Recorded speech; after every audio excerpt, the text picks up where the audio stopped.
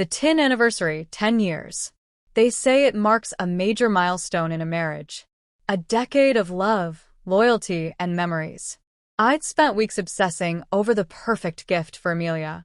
Searching, comparing, doubting myself at every step. In the end, I chose a vintage Cartier watch, delicate Roman numerals, a deep sapphire crown, and elegance woven into every curve. It cost me a fortune, but I imagine the joy it would spark in Amelia's eyes would make it all worth it. That joy I'd hoped for? It never came. Instead, she peeled open the velvet box with a theatrical sigh, rolled her eyes, and tossed it onto the coffee table, right next to a half-empty bottle of Pinot. Seriously, David? Another watch? My stomach nodded. This wasn't how it was supposed to be. It's a Cartier, I managed to say. A vintage one, Amelia? Oh, she muttered, her voice dripping with sarcasm. I'm so sorry, I didn't realize. It's just that, well, it's so predictable. She flipped her perfectly highlighted hair, took another sip of wine. The ice cubes clinked like a cruel little laugh. I swallowed the growing lump in my throat. I thought you'd like it, I mumbled, the sting of her dismissal slicing through me. Honey, she said, voice patronizing and cold, my tastes have evolved. She glanced at her phone, eyes flickering with barely concealed impatience.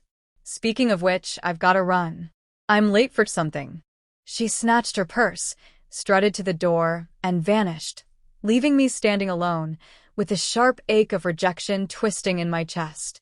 The unopened Cartier box sat like a taunt on the table, a symbol of a love I'd tried to salvage. And then I saw it. The card.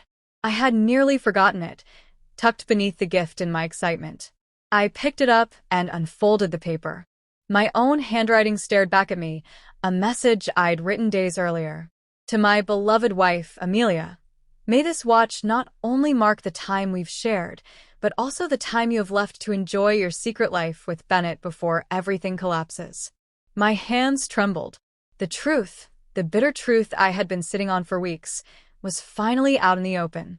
This gift wasn't a gesture of love anymore. It was a warning. And I knew exactly where Amelia was going. To him. Bennett. The smug, slick-haired real estate agent whose smile could curdle milk. The man she'd chosen behind my back. I knew the place, a hidden little wine bar downtown. I'd followed them there once, on a rainy Tuesday evening, heartbreaking with every step. Through a foggy window, I had seen them, hands entwined, laughter like knives. I watched as Amelia, eyes glowing, fed Bennett a grape with flirtatious grace.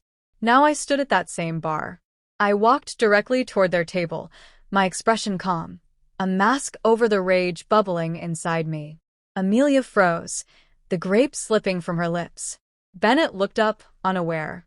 Well, look what the cat dragged in, he smirked. Bennett, I said, voice dangerously quiet. I have something for you.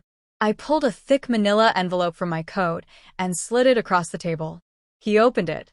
Inside, dozens of printed emails, texts, photographs, undeniable proof of the affair.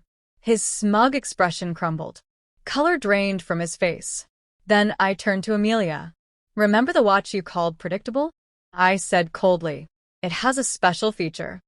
Her eyes darted toward the box on the table. Fear crept in, replacing the arrogance. There's an engraving, I added, voice rising. It reads, May the weight of your deceit be as heavy as the gold on your wrist. Enjoy your final hours of blissful ignorance. Panic set in. She lunged for her phone, but I was faster. I snatched it and held it high. Looking for this? I asked, ice in my tone. Too late. I've already sent everything. To your boss, to Bennett's wife, and to your parents. Amelia's skin turned ghost pale. Her carefully curated world was collapsing, piece by piece. Bennett, the coward, stammered something about a misunderstanding and fled, leaving her alone in the wreckage. The following weeks were chaos. Lawyers. Papers. Endless meetings. Amelia lost her job. Her reputation. And, of course, she lost me. Bennett's wife, a gracious woman named Susan, filed for divorce.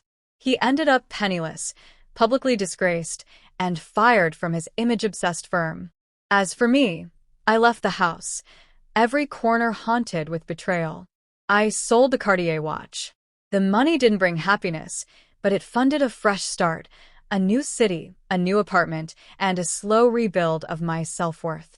The pain didn't vanish. It lingered like a scar, but it no longer defined me. That ache reminded me I had survived. I had been deceived, humiliated, shattered. But I was not broken. From the ruins, I built something real, something stronger, something mine. The silence of my new place was loud at times, yes, but in that stillness, I rediscovered myself. I could finally hear my own heartbeat, steady and determined. It whispered, "You're still here. You're still alive. You are still capable of loving, and more importantly, of being loved." Healing isn't quick. It winds and twists and tests you. But I'm walking it now, one step at a time.